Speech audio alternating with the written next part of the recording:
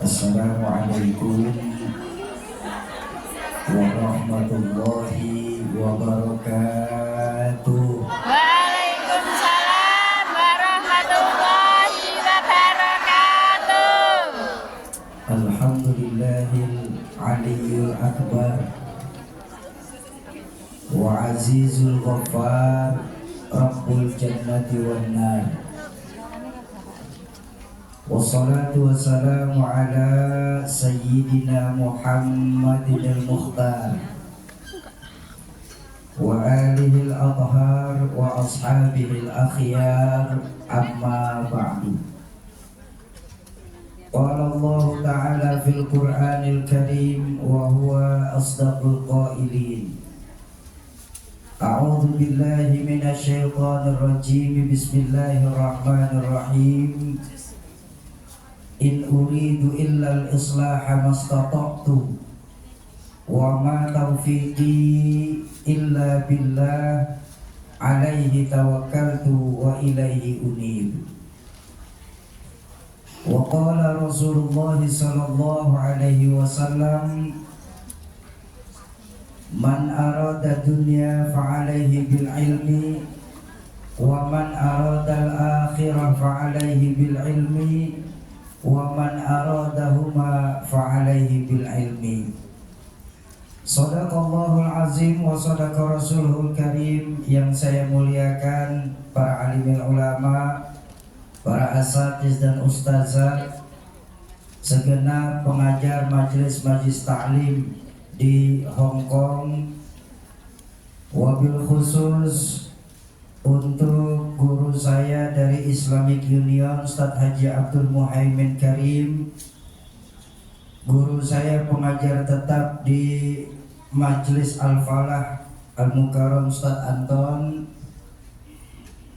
ketua panitia dan ketua organisasi Majelis Taklim Al-Falah, saya punya Ibu Umi Wiji Utami Al-Fatih ya?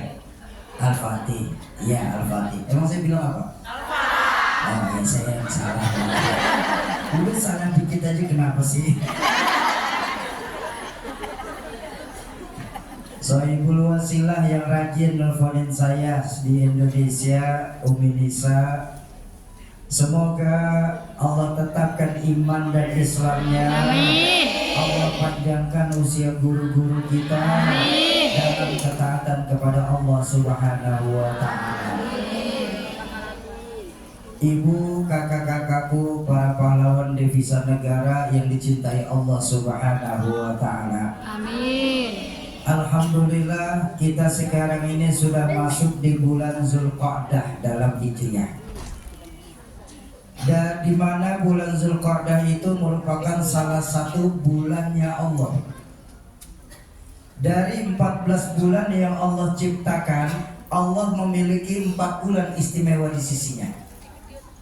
Bahkan dalam Al-Quran sendiri pun ditegaskan minha arba'atun hurum. 4 bulannya milik Allah ini 3 berdampingan, 1 agak terpisah. Apa yang berdampingan? Zulqa'dah, Zulhijjah, Muharram. Ini yang berdampingan di 3 bulan ini. Lalu yang terpisah apa? Rajab. Apa sih istimewanya di bulan Allah ini? Bulan kesukaannya Allah ini? Di bulan Ashurul Hurum ini, Zulqa'dah, Zulhijjah, Muharram dan Rajab. Di bulan ini karena miliknya Allah, pahala kebaikan ditambah, tapi dosa pun ditambah juga. Masya Allah. Nah, makanya saya mau pesan yang buat kakak-kakak saya di sini nih.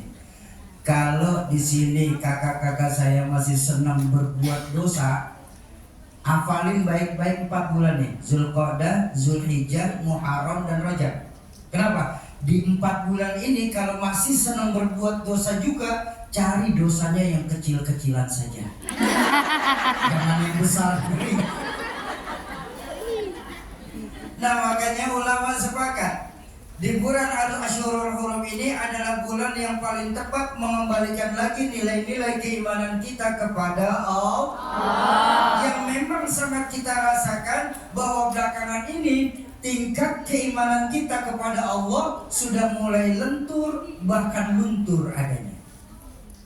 Ayo, sekarang ini kita kalau sholat benar menghadap kiblat, tapi kalau ketika minta kita diperpanjang izin kerjanya, kita cari mbah di Indonesia. Akhirnya kita campur bacaan dalam sholat, iyyaka na'budu wa iyyaka nasta'in. Kira-kira boleh apa tidak? Tidak boleh. Kenapa? Karena syahadat sudah mengajarkan disiplin keyakinan. Kalau kita yakin tiada Tuhan selain Allah, maka konsekuensi kita sebagai muslim, kita nggak boleh menyembah kecuali hanya kepada Allah. Kita nggak boleh menggantungkan hidup kecuali hanya kepada Allah, dan kita pantang mohon pertolongan kecuali hanya kepada Allah. Nah, makanya di pengajian pada siang hari ini saya ingin menukil sebuah kisah saja yang diambil dari kitab Nasaihul Ibad. Ketika Imam Hasan Al-Basri ditanya oleh para sahabat, "Ya Imam, ya, apa sih yang menyebabkan sampai sekarang ini doa-doa kita belum dijawab sama Allah? Padahal kalau untuk sholat, kami keluarga besar di Hongkong ini, walaupun di akhir waktu usahain sholat." Iya kan? Insyaallah. Sedekah, walaupun kecil-kecilnya $50 Hongkong, kami keluarkan sedekah. Kalau pengajian, itu juga beli tiket. Sama Quran, walaupun cuma malam Jumat, itu pun yasin lagi, kami baca Al-Quran Imam. Begitu banyak perbuatan baik yang kami lakukan di Hongkong ini. Tapi kenapa kami merasa doa kami ini belum dijawab sama Allah? Bukankah Allah sudah berjanji dalam Al-Quran Imam, ud'uni astajib lakum, mintalah kepadaku maka pasti aku kabulkan permohonanmu. Tapi kok kami merasa sampai sekarang doa kami belum dijawab Tuhan Imam? Kenapa? Apa mungkin ayat Qur'annya yang salah? Bukankah Allah Maha benar? Atau mungkin Allah lagi terlalu sibuk sampai doa kita di Hongkong masuk waiting list? Jangan tunggu. Mendengarkan pertanyaan tersebut, Imam Hasan Al-Basri tersenyum. Beliau berkata, "Para jamaah Al-Fatih, apakah kita tahu yang menyebabkan sampai sekarang doa kita belum dijawab sama Allah? Iya kalian sholat, iya kalian sedekah, iya kalian baca itu Quran, iya kalian santuni itu anak-anak yatim. Tapi tahukah kita kenapa sampai sekarang doa kita belum dijawab sama Allah?" Ya boten ngertos Imam lah umpuno nanya kok. Wong Jawa rupanya. Ini enggak usah protes.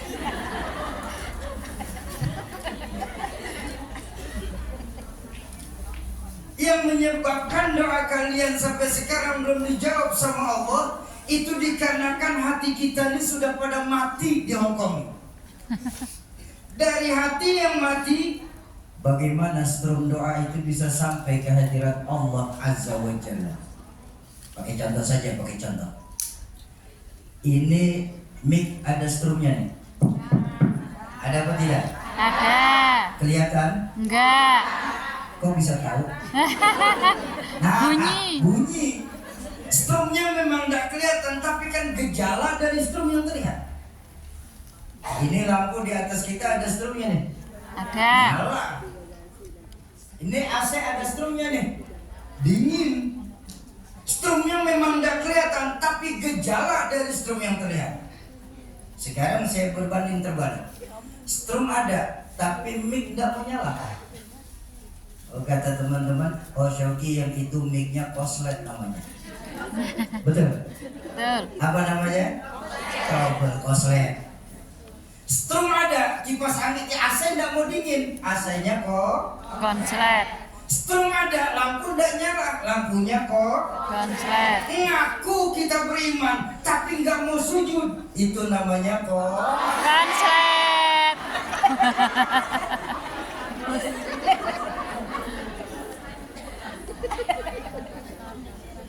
Nah yuk, dia suruh huruf ini yang koslet kita benerin dulu.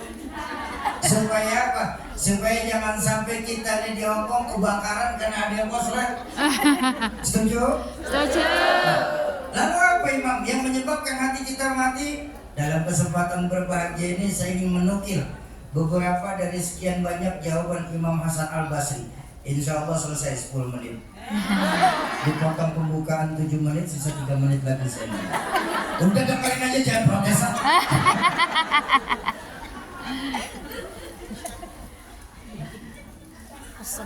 Ibu kakak, para pahlawan devisa negara Indonesia yang dicintai Allah Subhanahu wa Ta'ala. Yang menyebabkan hati kita mati menurut Imam Hasan Al-Basri apa? Pertama, yang menyebabkan hati kita mati ini sampai doa kita belum dijawab sama Allah. Pertama, araftumullaha wa lam tu'addu haqqahu. Kita ini di Hongkong ini nih terlalu kenal sama Allah. Kita sebagai muslim ini terlalu kenal sama Allah. Kita jadikan seolah-olah Allah sahabat karib kita. Tapi ketika bertemu dengan haknya Allah untuk disembah, bertemu dengan haknya kita sebagai makhluk untuk menyembah, kewajiban kita sebagai makhluk untuk menyembah, kadang-kadang tidak pernah kita laksanakan. Itu yang menyebabkan hati kita mati. Ini saya minta maaf. Berapa banyak kita nih Pak, Bu, Kak, di Hongkong ini baru ingat Allah saat kepala kita kejedot tembok.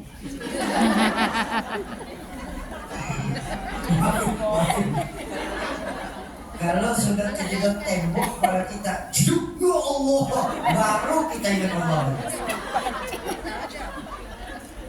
Artinya apa? Berapa banyak kita tenaga kerja Indonesia ini yang ingat sama Allah saat sedang punya masalah. Kalau lagi punya masalah, cakep. Saudara-saudara saya di sini nih, zikir nggak berhenti. Ya Allah, ya Allah, ya Allah, izin gimana? Sholat belum azan langsung nyari masjid. Sama guru, sama pengajian hadir. Kenapa? Lagi punya masalah. Tapi begitu lolos dari masalah, jalan ke masjid TSD nyasar lagi. Ini loh kita. Makanya yuk, di Asyurul Huruf ini kembalikan lagi nilai-nilai keimanan kita kepada Allah. Kalau kita sendiri, yang kedua Allah. Kalau kita berdua, yang ketiga Allah. Jangan pernah pisahkan Allah dalam hidup kita.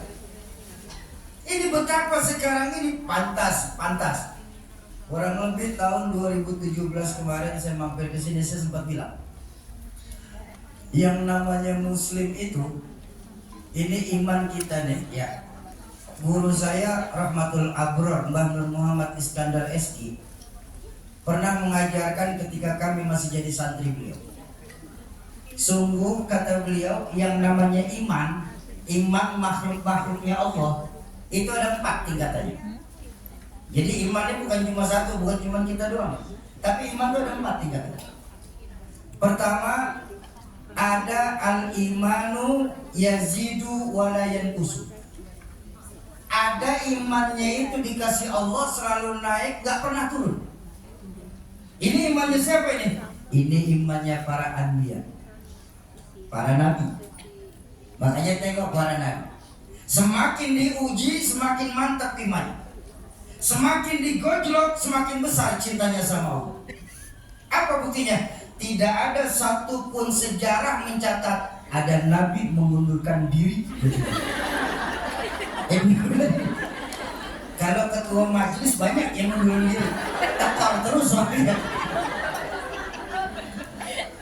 Nabi tidak ada. Mau diuji seberapa pun dahsyatnya, tidak ada nabi yang mengundurkan diri. Ayo kita lihat. Ada nabi yang dalam berdakwah dikejar-kejar sama umatnya sendiri. Nabiullah Musa alaihissalam. Ada nabi yang dalam berdakwah sampai dimasukkan ke dalam api besar, macam Nabiullah Ibrahim alaihissalam. Ada nabi yang dalam ujian terbesarnya sampai masuk ke dalam perut ikan besar, Nabiullah Yunus alaihissalam. Ada nabi yang ujiannya datang dari anak-anaknya sendiri, Nabiullah Nuh alaihissalam. Ada nabi yang diuji lewat penyakitnya sendiri, Nabiullah Ayub alaihissalam. Coba lihat sejarahnya Nabi Ayub. Puluhan tahun beliau dikasih sakit, sampai beberapa istrinya mengundurkan diri, minta cerai, minta pisah, ya, karena nggak tahan dengan sakitnya Nabi Ayub. Satu hari ketika lagi ngobatin, ada seorang istrinya nih berkeluh kesah sama Nabi Ayub. Ngobrol nih pasangan suami istri, Nabi Ayub dan istrinya. Apa kata istrinya Nabi Ayub saat ini? Ayub, ayam. Ayub ini mah kemana-mana pikirannya nih.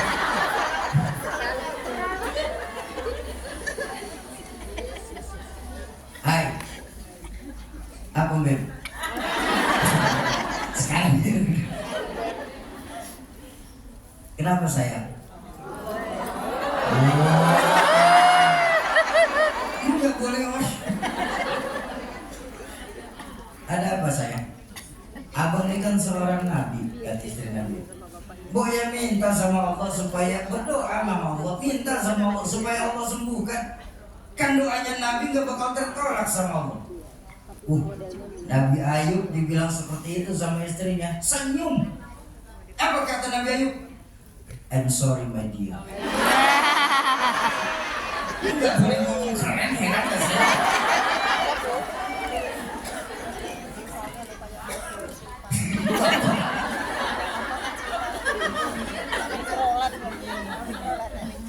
Mohon maaf ayam beb. Rasanya hati ini terlalu malu untuk minta sembuh sama Allah. Loh, kenapa bisa begitu Bang? Allah ini masih banyak kasih sehat saya daripada sakit saya. Allahu Akbar. Lihat Nabi. Dikasih sakit sama Allah, dimintain sembuh, malu karena lebih banyak sehatnya daripada sakitnya. Ya mungkin. Kalau kita TKI ini untuk ibadah sama Allah, baru pusing sebentar, sholatnya ditunda. Ada yang kayak begitu di sini? Ada. Yang mana?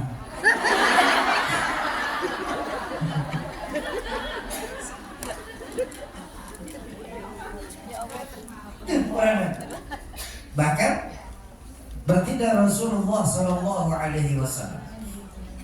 Coba lihat, 13 tahun awal-awal perjuangan baginda Nabi di kota Mekah, ya, hanya untuk menanamkan nilai-nilai tauhid, meninggikan kalimat la ilaha illallah. 13 tahun dia berdakwah, dicaci maki, dilempari kotoran onta, sahabat-sahabat dibantai. Bahkan ketika pamannya sendiri minta untuk baginda Nabi berhenti dakwah, apa kata baginda Nabi? Wahai paman, bahkan apabila kau sanggup menaruh matahari di tangan kanan, rembulan di tangan kiriku, hancur luluh jasadku dibuat karenanya, tidak akan mundur selangkah kaki pun untuk menegakkan kalimat Allah di permukaan bumi ini. Nah,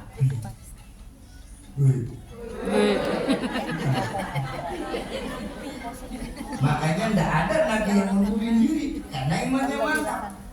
Kalau tobat, banyak nabi tobat. Salah satunya Ahmad Musaddiq, ngaku jadi nabi, ditangkap sama polisi, kena 4 tahun penjara, keluar menyatakan tobat jadi nabi. Ini cerita nabi tobat.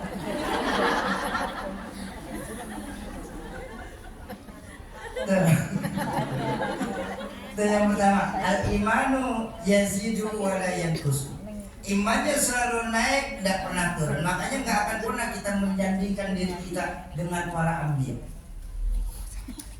Lalu yang kedua diajarkan oleh guru kami, ada al-imanu la yazidu wa la yanqusu.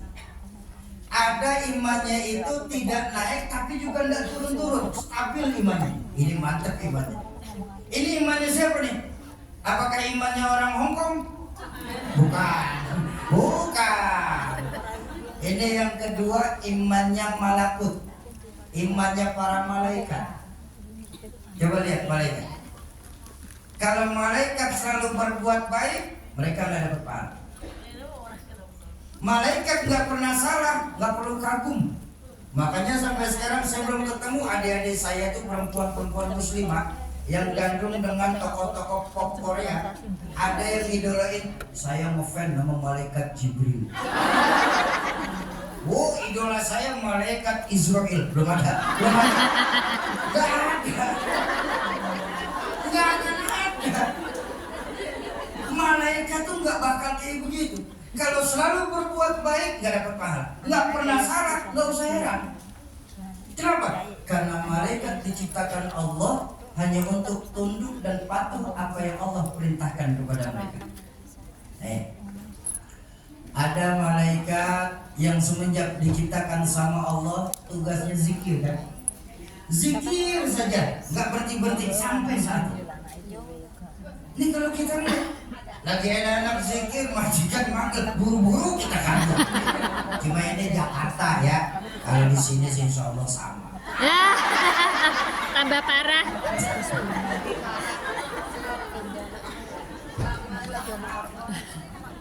Ada malaikat yang semenjak diciptakan Allah tugasnya sujud. Sujud saja dah bangun-bangun sampai saat ini. Malakatul Arsh, malaikat apa penopang Arsh, ya, diciptakan sama Allah lebih besar daripada arsy-nya Allah. Bahkan dalam satu riwayat, malakatul arsy itu besarnya 100 kali dari malaikat Jibril. Pernah ketemu Jibril? Pernah. Pernah kali pernah. Malakatul arsy dari semenjak diciptakan sama Allah disuruh pegang arsy-nya Allah. Ya sudah ditopang saja itu. Enggak ada malakatul arsy minta bantuan Jibril, bro, gantiin saya dulu mau ke kamar mandi. Enggak ada. Sekali dapat perintah Allah, itu aja yang dilaksanakan. Malaikat Israel. Apa tugas malaikat Israel? Cabut nyawa. Ya sudah dicabutin tuh nyawa. Enggak pernah malaikat Israel merasa gabut. Terus bercanda sama nyawa orang. Dicabut, ditaruh lagi,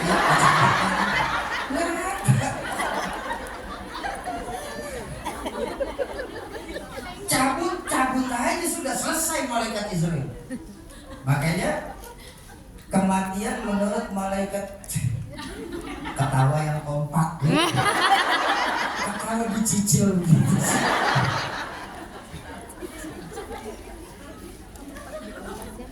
Makanya kematian menurut malaikat Israel itu cuma dua, husnul khatimah, su'ul khatimah, penutup yang jelek ataupun penutup yang baik. Tapi lihat caranya saja yang berbeda.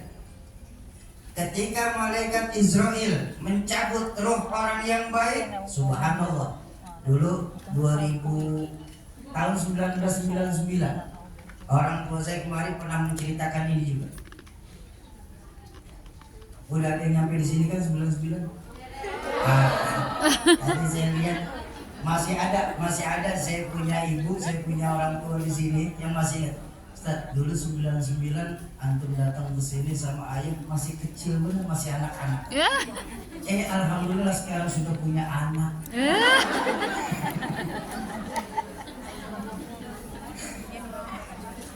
Nah, dulu orang tua saya menjelaskan begini. Ketika malaikat Israel mencabut roh orang baik, ditamsilkan oleh beliau laksana mencabut rambut dari tumpukan tepung. Yang ketika rambutnya berhasil tercabut, tepungnya tidak berhampar kemana-mana, halus dicabut sama malaikat Israel. Tapi subhanallah, Innalillahi wa inna ilaihi rajiun. Ketika malaikat Israel mencabut roh orang yang jahat, laksana mencabut singkong dari tanahnya. Yang ketika singkongnya berhasil tercabut, tanahnya terburai kemana-mana di sekelilingnya. Mudah-mudahan kita dikaruniakan Allah dalam husnul khawatir. Tuh, malaikat Israel disuruh cabut nyawa, cabut saja nyawa. Bahkan mungkin kakak-kakak saya sudah banyak yang lupa. Ada seorang malaikat yang dari semenjak diciptakan sampai sekarang belum ada kerjaan, tapi nggak protes. Kenapa nggak protes? Ini malaikat makan gaji buta. Dia belum ada kerjaan. Siapa dia? Malaikat Israfil, peniup sangkakala. Itu sampai sekarang belum kerja tuh. Makanya jangan berharap, nih saya kasih tahu, jangan berharap malaikat Israfil cek sound duluan. Selesai nanti.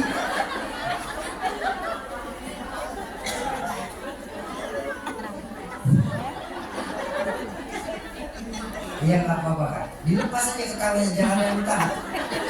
Sebab kemarin malam acara di pasar minggu, saat jamaah yang lain ketawa, ada satu ibu-ibu di pojok ditahan aja ketawa. Selesai pengajian bangun, karpetnya pada basah. Masa jangan kasihan nanti panitia. Ini gak ada karpetnya. Baik, ibu kakak, para pahlawan devisa negara yang dicintai Allah Subhanahu wa Ta'ala. Yang kedua, imannya stabil, naik tidak, turun tidak. Kenapa? Karena malaikat cuma diberikan akal tapi tidak dikasih nafsu. Jadi kalau malaikat selalu berbuat baik, mereka nggak dapat pahala. Kenapa? Kalau malaikat bisa dapat pahala, yakinlah Allah nggak akan adil. Ya. Kalau malaikat bisa dapat pahala, Allah nggak adil. Kok begitu? Karena kita nggak bakal kebagian pahalanya. Iya, karena malaikat selalu benar, nggak pernah salah. Malaikat Jibril, ya, sahabat karibnya baginda Rasul, ditugaskan sama Allah untuk menyelesaikan hataman Qurannya, menyelesaikan Al-Quran diturunkan sama Allah. Nggak ada malaikat Jibril itu korupsi ayat, nggak ada. Makanya kalau malaikat selalu berbuat baik, mereka nggak dapat pahala. Malaikat nggak pernah salah, nggak perlu kita kagum. Tuh, malaikat cuma diberikan akal tapi tidak dikasih nafsu. Nah, yang ketiga diajarkan oleh guru kami ada al-imanu la yazidu wa yanqusu. A'udzubillah. Ada imannya ini makhluk Allah nih nggak pernah naik, cenderung turun terus imannya. Allah. Ini siapa? Ini imannya hewan. Jadi buat kakak, buat ibu, kalau melihat hewan berbuat salah, nggak usah dimarahi. Bener ini, mubazir. Lagi makan enak-enak kita di tempat kerja, mana lauk tinggal satu-satunya, itu juga tinggal ayam-ayamnya.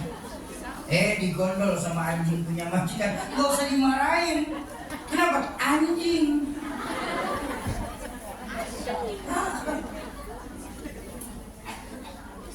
Masih kelingan sama ayam? Masih tahu sama ayam? Masih kan? Masih. Ayam. Dia hidup deh, dia ayam hidup deh. Ya. Kalau dia lagi datang syahwatnya nggak perlu tengok kanan kiri. Banyak orang apa enggak ya? Naik aja nggak ada urusan. Kenapa? Ayam. Kambing, kalau lagi datang laparnya nggak perlu nanya sama ketua organisasi atau pengurus masjid. Ustaz, mau rumput halal apa haram ya? Makan aja tuh. Kenapa? Iya, kambing. Kok bisa hewan selalu berbuat salah, jarang yang baik? Karena berbalik dengan sifat malaikat, hewan itu cuma diberikan nafsu tapi tidak dikasih akal. Otak hewan dikasih, Akal hewan juga dikasih. Dan yang keempat terakhir ada al-imanu la yazidu wa la yanqusu. Ada al-imanu yazidu wa yanqusu. Imannya itu kadang naik, kadang turun. Ini iman siapa? Ini iman kebanyakan TKI Hongkong. Ini iman kita kebanyakan. Ya. Kalau mau jujur, iman kita kan masih bergantung dengan iman dengan siapa kita berteman. Itu iman kita. Kita lihat saudara-saudara kita di sini. Kalau lagi dekat sama guru, sama ustazah, sama pengurus majelis, cakep imannya. Kerudung nggak copot-copot, gamis nggak ganti-ganti.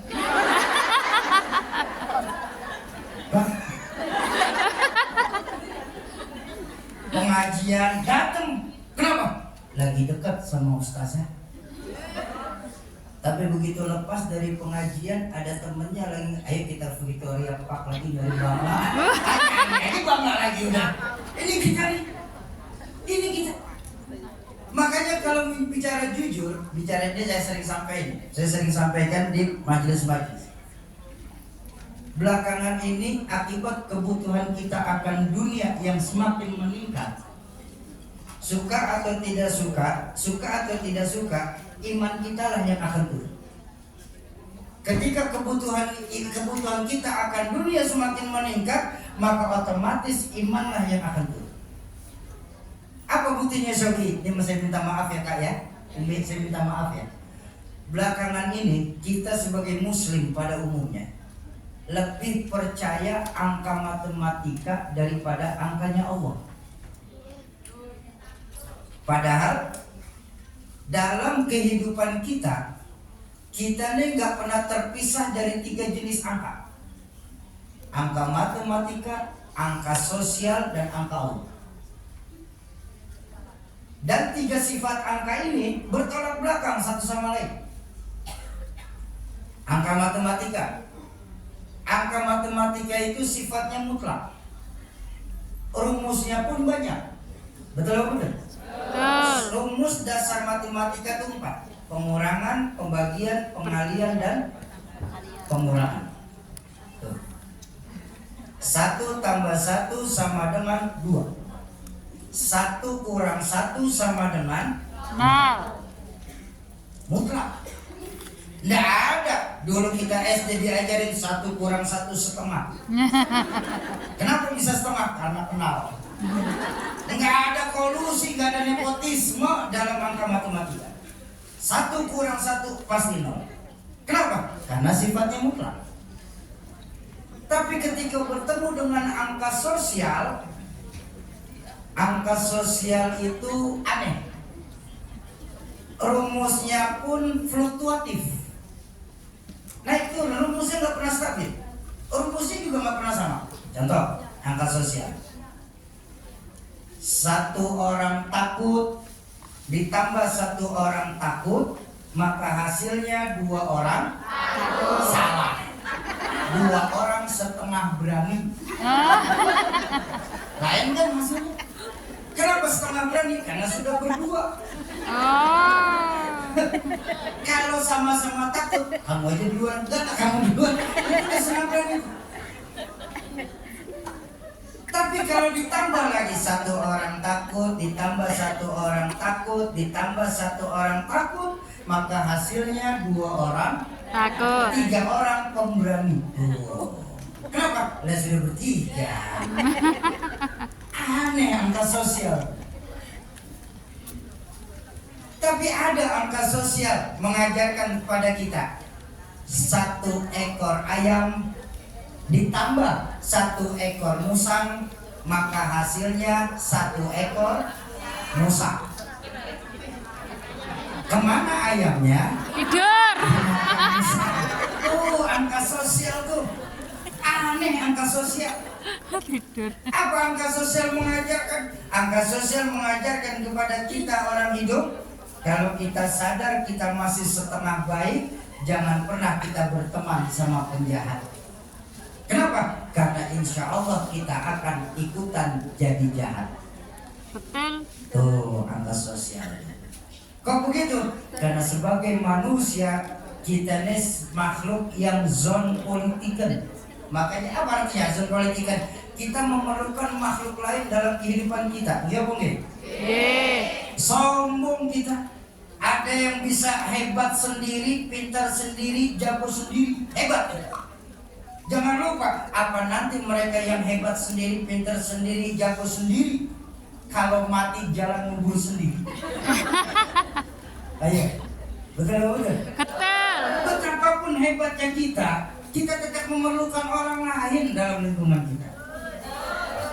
Nih, maaf. Apa mentang-mentang saya bisa ngomong di hadapan kakak ibu saya nih, lalu saya merasa diri saya paling hebat. Setan saya. Kenapa? Saya bisa bicara enak begini karena cuma satu. Apa itu? Ada yang dengerin. Ayo dah. Coba, betapapun pandai saya bicara, 3 jam menggelegar, berkobar, membakar, tapi yang dengerin gak ada. Hebat apa enggak? Hebat. Paling kata Umi Miji itu saya udah lama ngomong sendiri.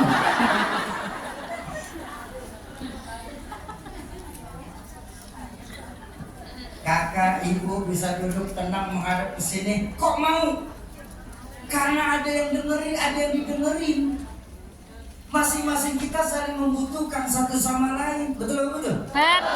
Coba bayangin, kakak, ibu-ibu deh duduk tenang menghadap ke sini dari jam 8 sampai jam 3. Di depan sini nggak ada apa-apa.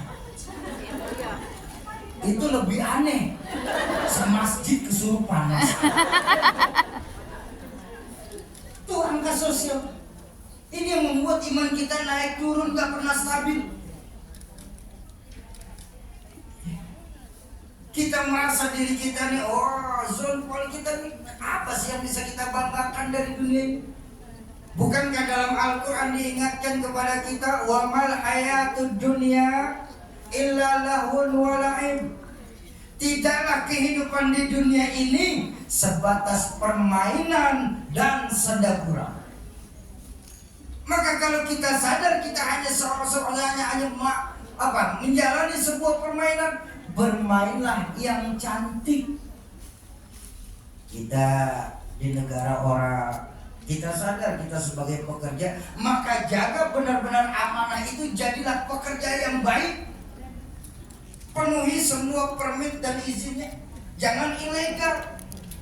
Kenapa? Karena keilegalan itu sendiri bukti bahwa kita tidak diakui keberadaan kita di sini. Akhirnya, ya namanya orang salah. Ya, kucing kalau makanan dia boleh nyolong, itu nggak akan tenang dia makan. Ada kaleng jatuh aja kaburnya kencang banget. Kucing. Ya. Tapi coba kucing itu makannya kita kasih geledek yang berbodoh amat itu kucing.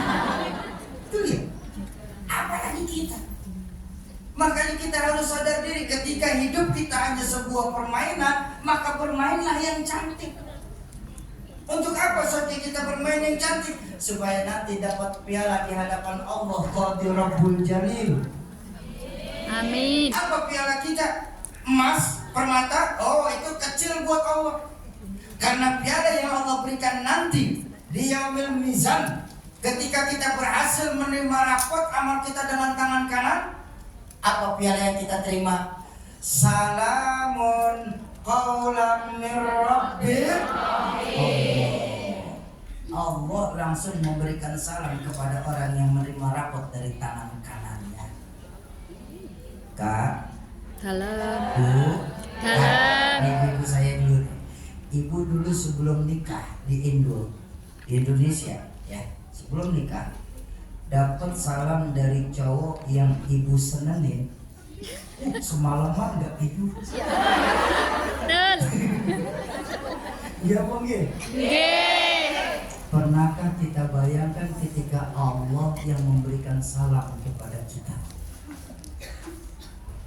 Memang itu terjadi loh, terjadi karena ditegaskan la yastawi ashabul jannati wa ashabun nar. ashabul jannati humul faizun. Nggak akan ada yang namanya persamaan antara ahli surga dengan ahli neraka. Kenapa? Karena para ahli neraka, ahli surga itu akan diberikan kesenangan yang terus menerus. Insya Allah. Kembalikan lagi nilai-nilai keimanan kita kepada Allah. Itu yang kedua, angka sosial. Yang ketiga, angka Allah. Tapi sayang, kita umat Islam di Hongkong ini tidak percaya dengan angka yang terakhir ini. Padahal angka Allah itu sifatnya ajaib. Rumus angka Allah cuma dua, pengurangan dan pembagian. Itu rumusnya. Hasilnya ajaib. Tapi sayang kita suka nggak yakin dengan angka yang terakhir ini. Contoh angka Allah. 1 kurang 1 buat Allah itu 10. Tuh Soki ngajinya di mana sih? Nggak bisa ngitung Soki. Mana ada 1 kurang 1 bisa 10 Soki? Ada. Dari mana? Janji Allah dalam Al-Quran, man ja'a bil hasanah falahu asyru amsalihah. Siapa yang berbuat 1 kebaikan, sungguh Allah akan balas dengan 10 kebaikan. 1 berbalas 10. Ada teman saya protes, Shoki, apa? Ternyata Tuhanmu itu pelit ya. Saya kaget. Kok berani-beraninya ngomong Tuhan pelit sih? Itu cuma dibalas 10. Katanya Tuhanmu maha kaya dan maha mengayakan, kok cuma dibalas 10? Oh, saya bilang soal ayat ini, saya bilang begini, Allah itu maha mengetahui kadar keimanan kita makhluknya sendiri. Maksudnya bagaimana sih? Model keimanan kita nih umat Islam pada umumnya, keimanan model pedagang. Maksudnya bagaimana Syaki? Yang ketika ngeluarin sesuatu kita berhitung, kali-kali aja untung. Itu modelnya gitu. Kali-kali aja untung. Gak percaya? Nih saya tanya. Boleh saya tanya? Boleh. Ada kotak sudah lewat tadi? Ada yang sudah, ada yang belum nih. Yang benar yang mana nih? Nah, yang sudah baik. Kotak infak sudah lewat. Maaf, Bu, Kak. Ketika tadi ada kotak infak lewat di hadapan kita, saya tanya, kita sadar di dompet kita nih ada duit 100, 50, 20, 10, 5, 1 $. Berapa ini masukin? Ya sudah, udah segitu aja. Udah segitu aja, udah jangan banyak. $10 Hongkong buat kita di dalam masjid sudah terlalu besar. Kita lupa itulah harta kita sesungguhnya. Oh. Sementara yang $100 yang masih ada di dompet kakak dan ibu itu bukan harta sesungguhnya, bakal jadi harta tukang warung, bisa jadi hartanya tukang taksi, bisa jadi hartanya MTR. Ya. Betul. Sementara harta yang kita keluarkan di jalan Allah itulah harta kita yang sesungguhnya. Makanya dalam satu riwayat hadis disebutkan harta kita nanti, ya, harta kita nanti itulah nanti yang akan jagain kita di alam kuburnya. Ya. Bukankah dalam hadis baginda Nabi pernah menceritakan bahwa harta kita ketika nanti kita di dalam kubur itu harta kita datangin kita. Apa kata harta kita?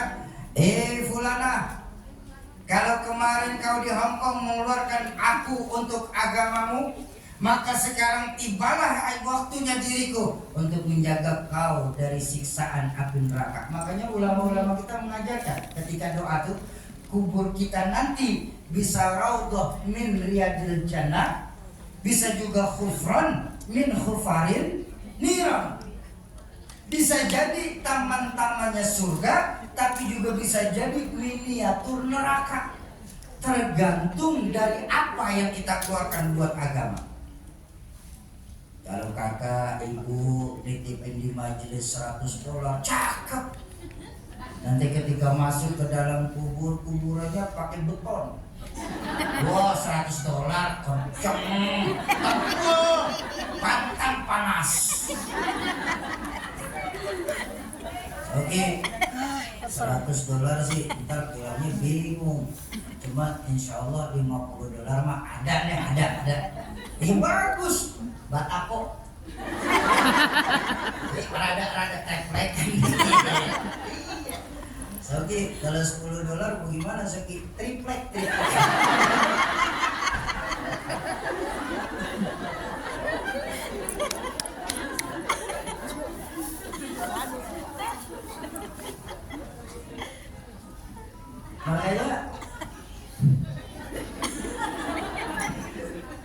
Makanya ketika ada orang yang nanya sama saya, alhamdulillah ibu kakak, alhamdulillah berkah silaturahmi memang saya punya kawan bermacam-macam jenis, mulai dari ahli sejadah sampai haram jadah ada. Satu hari teman saya yang rada-rada miring itu komplain sama saya. Oke, apa? Ternyata Islam itu agama yang susah. Islam itu nggak fleksibel. Islam itu terlalu banyak aturan dan banyak larangan. Saya bilang, kata siapa kamu? Katanya. Nah, saya bilang baru tahu katanya. Loh, tapi kan memang terlalu banyak larangan Islam. Ini nggak boleh, itu nggak boleh, begini nggak boleh. Saya bilang, bang, balik kacamata abang, atau kalau perlu ganti kacamata abang dalam melihat Islam. Buat saya pribadi saya bilang, tidak ada agama yang paling mudah kecuali Islam di dunia itu. Coba lihat. Kita nggak bisa sedekah besar, sedekah kecil memang sudah sesuai kan? Sedekah apa? Sedekah jalan di jalan Allah, infak di jalan Allah sesuai dengan kebutuhannya, betul? Kalau gajah nyumbang sapi, pantas. Gajah hewan gede, semuanya harus gede, iya kan? Tapi kalau belalang nyumbang semut, jangan diketawain, karena pantas. Belalang hewan kecil sumbangannya kecil. Ini yang lucu kalau ada gajah nyumbang semut. Itu baru ketawain. Saya bilang nggak bisa sedekah dengan harta. Senyum kepada saudaramu bagian dari sedekah. Bukan ajaran apa. Islam ini aja agama yang paling mudah. Dan saya bilang, saya protes kalau bilang Islam ini banyak larangan. Justru saya bilang semua dalam Islam ini boleh. Begini boleh, mau begitu boleh, mau begitu silakan, mau begitu pun tafadhol. Enggak ada larangan dalam Islam. Kalaupun ada larangan dalam Islam enggak banyak, cuma satu. Jadi larangan Islam itu sebenarnya cuma satu. Kaget teman saya. Apa itu Syoki? Yang dilarang sama Allah. Betul nggak? Ya itulah Syauki, kan larangannya banyak. Saya bilang tadi, nah ini salahnya kita umat Islam memandang. Saya bilang, apa larangan yang banyak dari Tuhan? Dalam Islam nggak boleh minum khamar, karena diajarkan al-khamru umul khaba'ith. Khamar itu bapak moyangnya kejahatan. Oh begitu ya? Iya. Saya bilang salah melihatnya. Kata siapa? Dalam Islam nggak boleh minum khamar. Apa Umi? 5 menit lagi ya?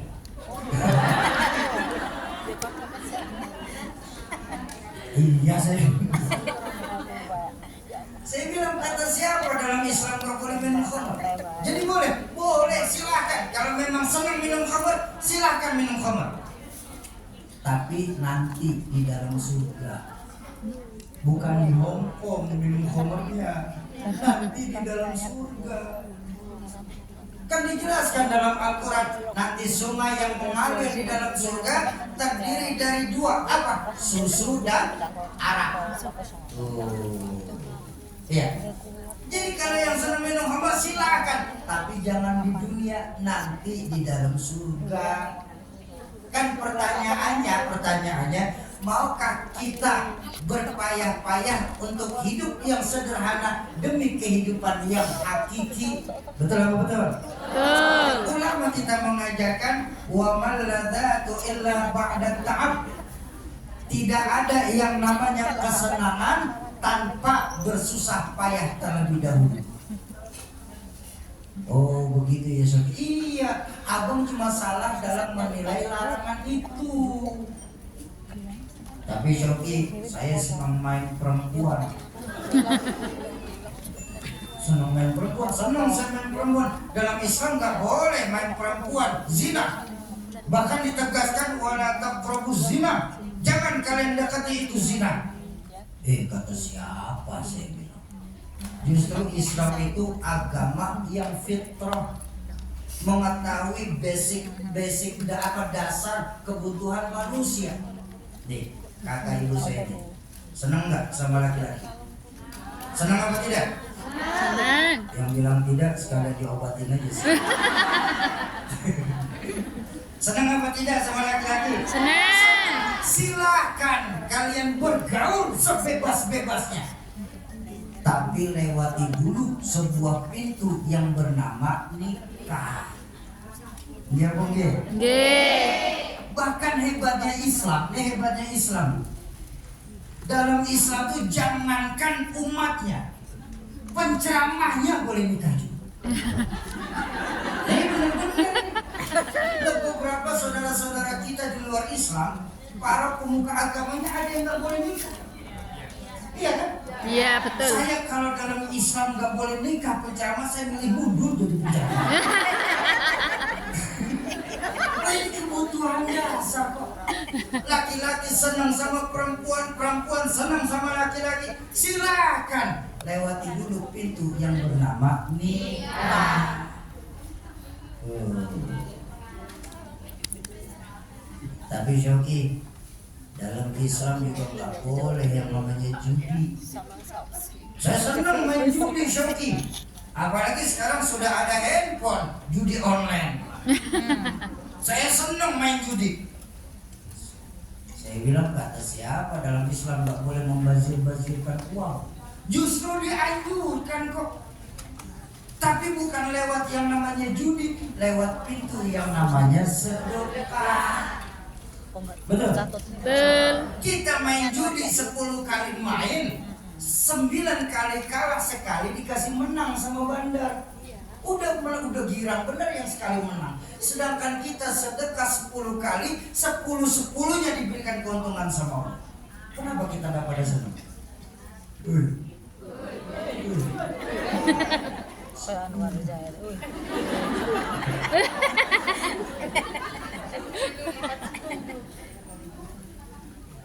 Sapman. Jadi ayo kita perbaiki lagi cara memandang kita tentang Islam. Islam itu bukan agama larangan. Islam itu agama aturan. Betul apa betul? Betul. Bayangkan dari kita mau tidur sampai bangun tidur kita diatur sama Islam. Bahkan buat yang laki-laki, maaf sekali maaf. Buat yang laki-laki, Islam itu agama yang paling hebat. Coba, tidak ada agama manapun di dunia ini yang mengatur pemakaian topinya kecuali agama Islam. Coba, Islam ini agama luar biasa. Buat yang laki-laki, sampai pakai peci aja diatur. Mau ceramah, mau datang jagongan, mau kendurian, pecinya lurus begini. Iya. Kenapa? Supaya ada mahabbah, orang mandang kita jadi suka. Ada kewibawaan di dalamnya. Tapi begitu masuk masjid mau sholat berjamaah, dia angkat sedikit buat yang laki. Kenapa? Bagian dari sujud. Cicilan belum dibayar nih. Main rem kalau terus nih.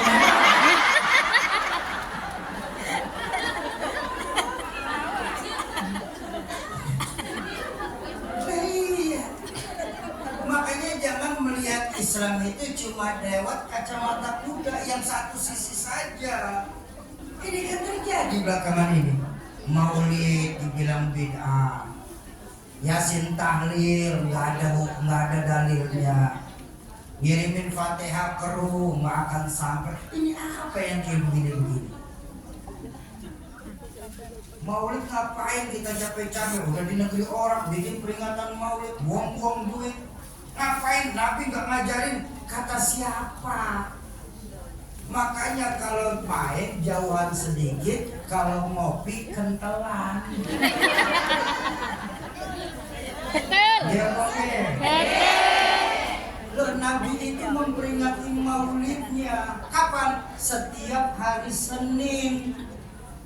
Kenapa? Karena hari Senin Rasulullah itu dilahirkan. Rasulullah mewajibkan beliau diri sendiri puasa setiap Senin. Kenapa? Bersyukur karena dilahirkan hari Senin.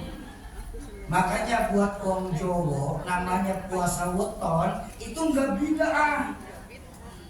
Puasa weton, puasain hari lahir itu enggak bid'ah, bahkan sunnah, dapat pahala.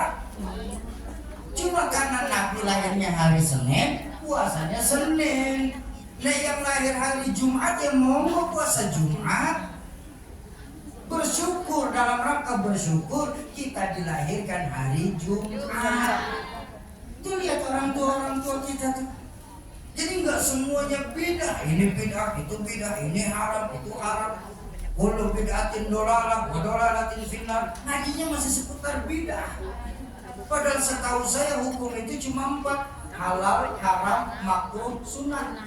Betul apa betul? Betul. Ini sekarang jadi 5 bid'ah. Mabuk gitu. Innalillahi wa inna ilaihi raji'un. Kirimin Fatihah katanya nggak nyampe. Saya pernah didatangin sama saudara saya seperti itu. Ya Allah Akbar sih. Soki apa? Saya pengen tahu saja jawaban kamu. Kata teman saya. Jawaban apa? Memangnya lu dibacain Fatihah pahalanya sampai? Saya bilang sampai. Apa dalilnya? Loh tadi katanya minta jawaban saya. Ya kalau misalnya kayak begitu, apa buktinya itu pahala bisa sampai? Oh, mau bukti? Ya buktinya sampai sekarang roh itu nggak pulang-pulang. Kan nyampe namanya. Kalau nggak nyampe mau dia pulang bakal ngomong. Jangankan cuma Fatihah, surat aja salah alamat balik lagi ke alamat. Betul. Betul. Soki jangan bercanda. Islam ini berdiri di atas dalil. Nah saya bilang berubah lagi. Tadi cuma nanya, terus minta bukti, sekarang minta dalil. Maunya apa saya bilang? Ya enggak, tapi kan benar Islam ini berdiri atas dalil. Begini dah saya bilang, Bang, kalau saya ngeluarin dalil saya tentang nyampainya pahala Fatihah, kamu yang tidak senang dengan cara saya pasti akan membantah dalil saya dengan dalil kamu sendiri. Akhirnya kita jadi perang dalil nanti. Capek kita nggak bakal selesai, ada ujungnya persoalan perbedaan ini. Sekarang begini saja saya bilang sama kawan, kalau nggak percaya juga mending mati duluan. Nanti saya kirimin Fatihah. Kalau nggak sampai balik kasih tahu saya. Nanti saya bakal kasih tahu orang lain kalau Fatihah nggak sampai. Iya makanya kita Ahlus Sunnah wal Jamaah bersyukur. Sandaran hukum kita ini 4 bukannya 2. Ada Quran, ada Sunnah, ada Ijma, dan ada Qiyas. Kenapa? Tidak sebatas Quran dan hadis saja. Ketika kita cuma mengandalkan Quran dan hadis, itu pun bi ghairil ilmi, tanpa didasari dengan ilmu. Ini yang kata baginda Nabi.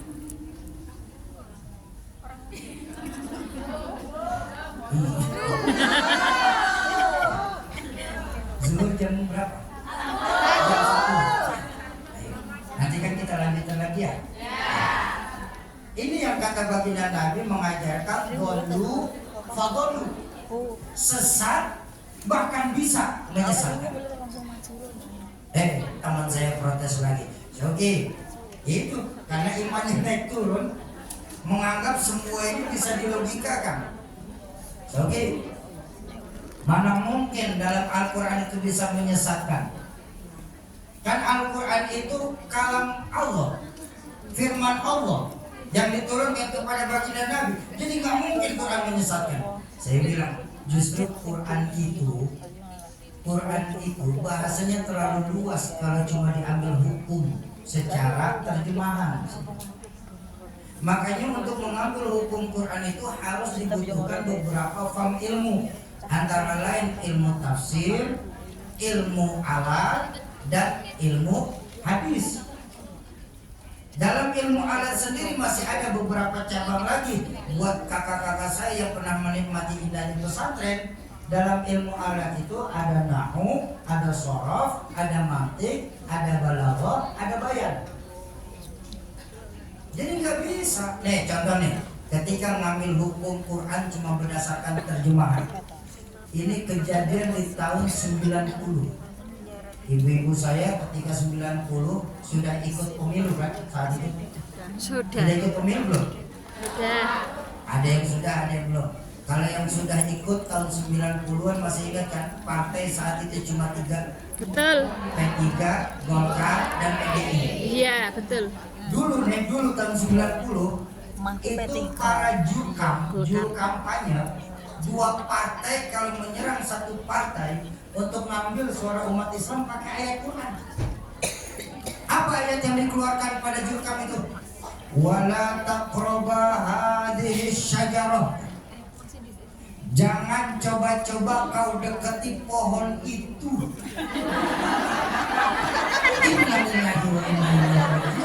Ini kan bahaya.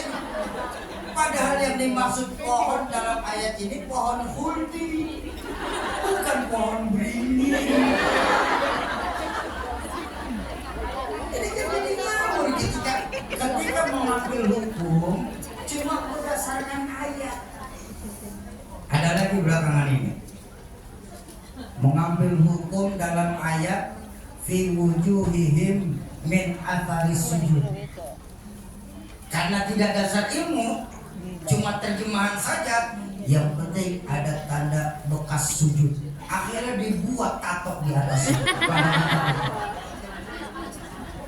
Padahal kalau mau ngambil hukum, ya dari satu saja saya ambil dari tafsir Sawi, ya. Baginda Nabi itu justru bersabda begini, marah sekali sama orang yang melakukan itu.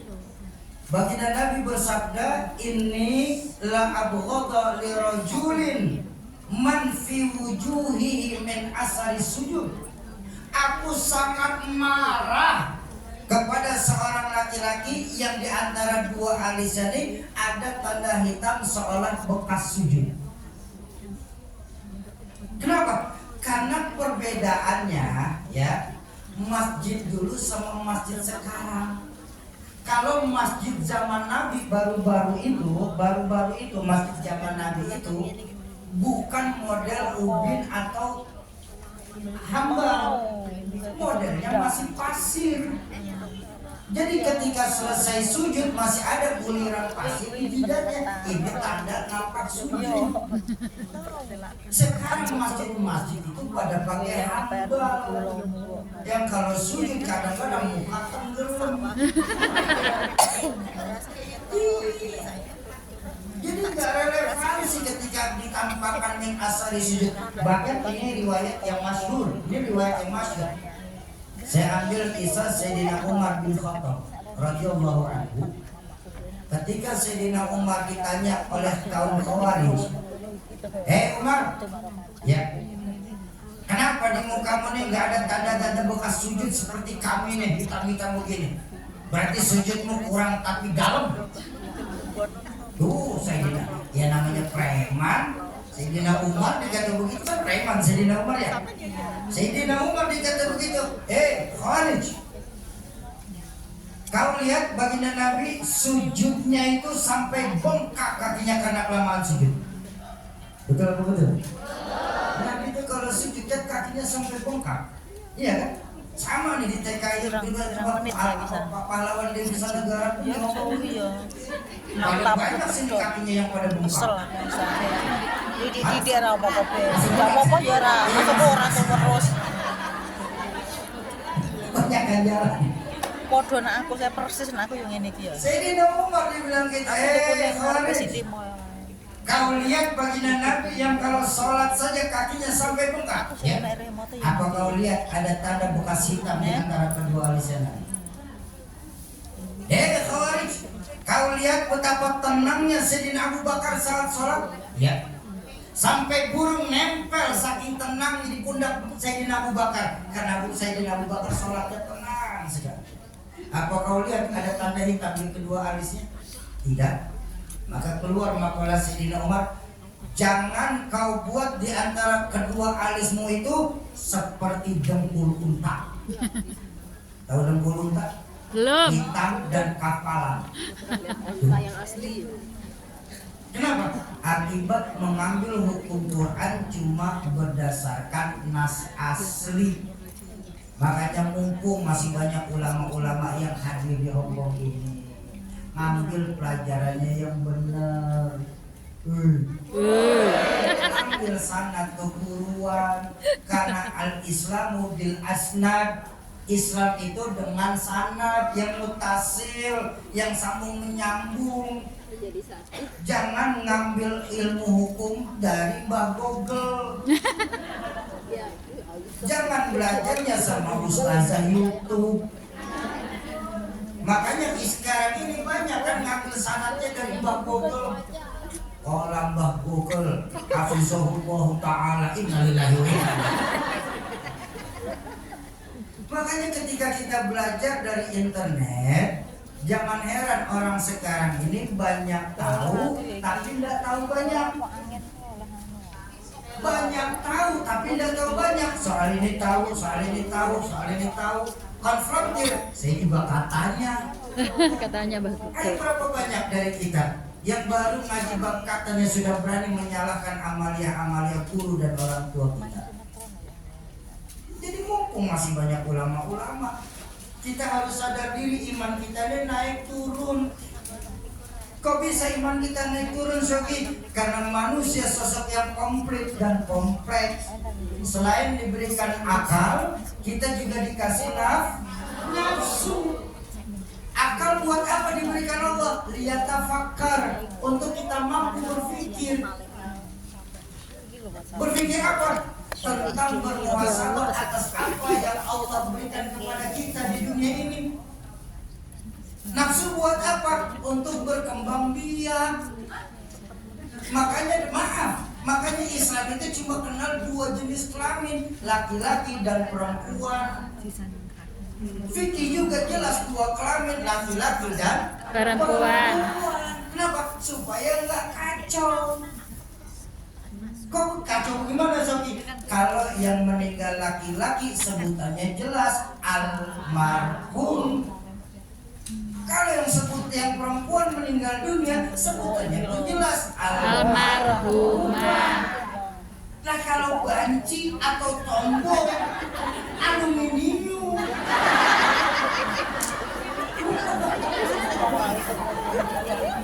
Yang toiletnya repot. Iya, walaupun ada dalam pembahasan fikih, ya, manusia Allah berikan karunia dua kelamin. Ada di dunia ini ada yang lahir dengan posisi dua kelamin, tapi dalam fikih disebut khunsa. Dan dalam menaruh khunsa itu, menaruh hukum khunsa ini juga jelas gak bisa setengah-setengah. Dalam hukum khunsa yang mempunyai dua kelamin tinggal dilihat. Kalau yang lebih menonjol monasnya, ini ngomong fikih loh ini loh. Masa saya harus ngomong jujur sih ya.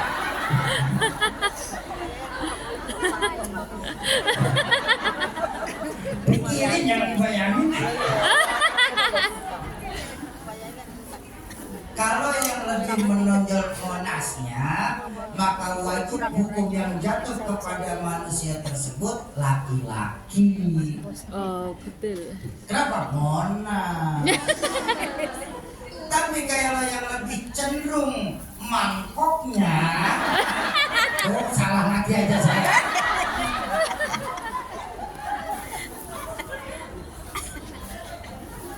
Kalau yang lebih cenderung mangkoknya, maka hukum alhamdulillah.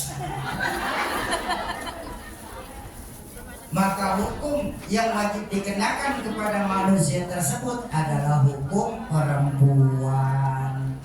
Tuh ketegasannya tuh di dalam Islam. Jadi nggak ada yang namanya abu-abu. Ini teman tadi, saya juga nggak mau jadi perempuan jadi laki-laki kayak gini. Sebab Tuhan mengasihi saya ini sebagai jiwa perempuan. Setan yang kayak begitu.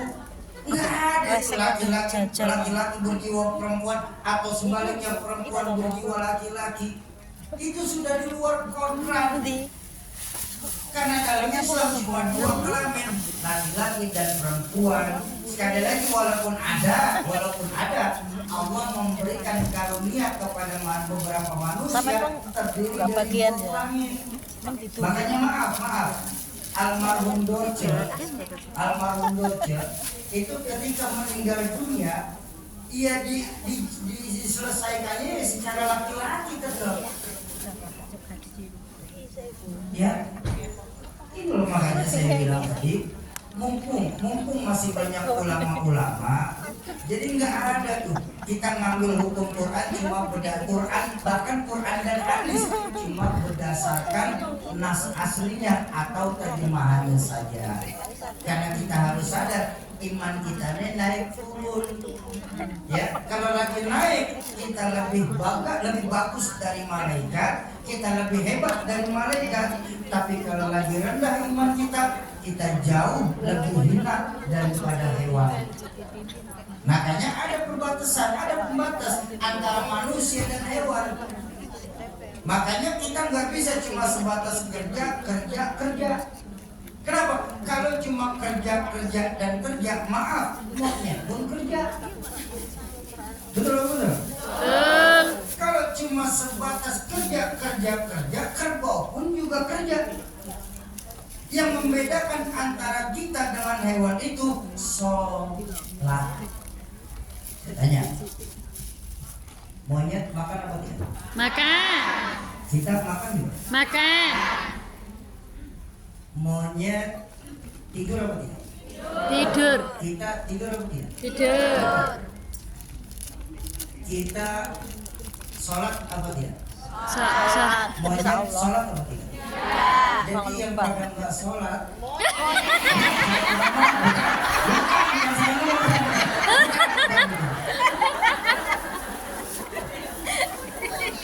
ini yang ngomongnya tegas bener kayaknya lagi dendam gitu. Baik, ibu kakak para pahlawan devisa negara yang dicintai Allah Subhanahu wa Ta'ala. Amin. Di Quran Asrul Hurum ini kembalikan lagi nilai-nilai keimanan kita. Tuh, yang pertama ya, araftumullaha wa lam tu'addu haqqahu. Kita terlalu kenal sama Allah, tapi haknya Allah untuk disembah, kewajiban kita sebagai makhluk untuk menyembah kadang-kadang tidak pernah kita laksanakan. Ada teman saya tanya juga, Shoki, kenapa tadi di TST kamu bilang para pahlawannya sebagai makhluk? Yang ini melakukan pelecehan sendiri. Memang kenapa? Sebab kita ini manusia sudah dapat gelar hamba. Oh, saya bilang nanti dulu. Satu-satunya saya bilang manusia satu-satunya yang dapat gelar hamba itu cuma baginda Nabi. Kita ini masih makhluk. Apa buktinya, Soki? Buka surah Al-Isra. Gamblang sekali Allah itu berfirman dalam surah Al-Isra, Subhanalladzi asra bi'abdi. Maha suci Allah yang telah menjalankan hambanya. Maaf kak, maaf ibu, secara langsung Allah bikin woro-woro dalam Al-Quran. Segenap TKI Indonesia di Hong Kong, saksikan, ya. Bapak emang Di sini cara bisa lebih terus. siapa pun dijawab. Kayak ngaruh.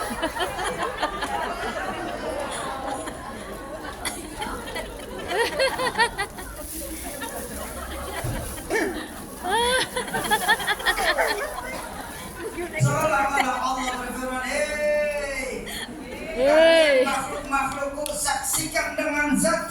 bahwa Muhammad itu hambaku kata Allah. Pertanyaan pun meluas. Oke, kalau Nabi Muhammad hamba Allah, apa kita semua yang hadir di pengajian bukan hamba Allah sih? Saya tanya aja, Kak. Ya, terus. Bu, Dalam. kita semua yang hadir di sini hamba Allah apa bukan? Ya. Hamba Allah apa bukan? Hamba Allah. Kata siapa? Kata saya. Saya. Ngapura. Nek kalau masih kata saya itu ngaku. Ngaku boleh-boleh saja, tapi harganya murah. Ya. Persoalan kita diakui sebagai hamba oleh Allah atau tidak, kita belum tahu. Kok begitu Syaki? Berapa banyak Don Sewu? Berapa banyak dari kita, termasuk saya pasti. Saat ini saya bisa mengucap, saudara-saudara saya di Hongkong, saya ini hamba Allah. Tapi pada perbuatan saya hamba harta, saya hamba pangkat, saya hamba jabatan, saya hamba syahwat, saya hamba nafsu, bahkan saya hamba setan. Jauh mulut daripada perbuatan saya. Kalau memang benar-benar mau gak kita diakui sebagai hamba oleh Allah? Mau. Atau tidak? Mau. Maka berlakulah kita layaknya seorang hamba kepada Tuhannya. Caranya Sofi, memperbaiki lagi ibadah kita di bulan Ashhurul Hurum ini, insya Allah. dalam rangka menambah amaliyah kita di bulan Ashhurul Hurum ini, kita mau mengitarkan kotak infak, sorban, mengitarkan sorban. Yang bawa duit siapin duitnya, yang nggak bawa duit pinjam sama sebelahnya. Yang 10, 20 dolar masukin dalam-dalam. Yang naikin yang 50 sama 100 nggak apa-apa. Ya, kalau nggak duit nggak bawa mau pinjam malu, handphone boleh handphone. Ya, minta tolong salawat sekalian, ini salawat ya. Minta tolong dibantu salawat ya. Allahumma salli wa sallim wa